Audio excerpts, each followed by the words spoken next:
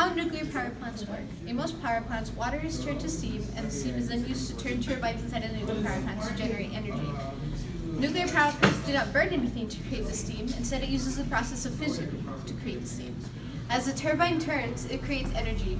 There are two types of nuclear reactors: pressurized water reactors and boiling water reactors. The main difference between the two is that a pressurized water reactor keeps the water under a lot of pressure so it doesn't come to a complete boil. The heated water is then transferred through different pipes that then creates the steam. Whereas in boiling water reactors, the water just boils to create the steam.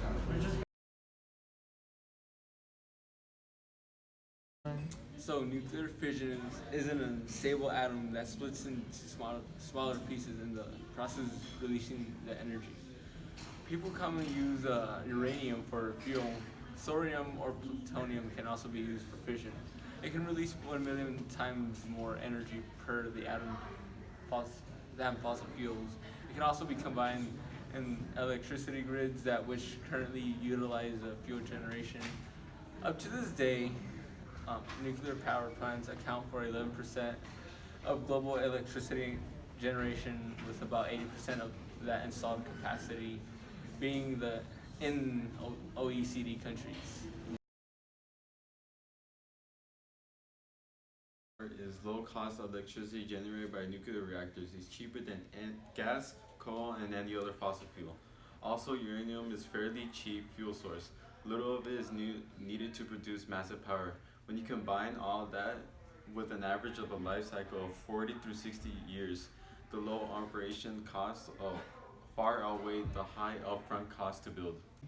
High power input renewable sources such as solar, wind provide enough power to meet residential needs. Of one of the most appealing reasons for nuclear energy, it is extremely high fuel.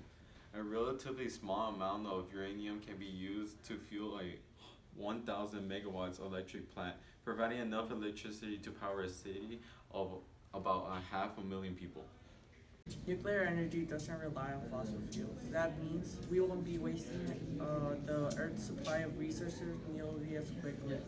With the current supply of uranium, it is estimated that we have at least another 80 years of supply. There are also other forms of uranium that can also be used if needed.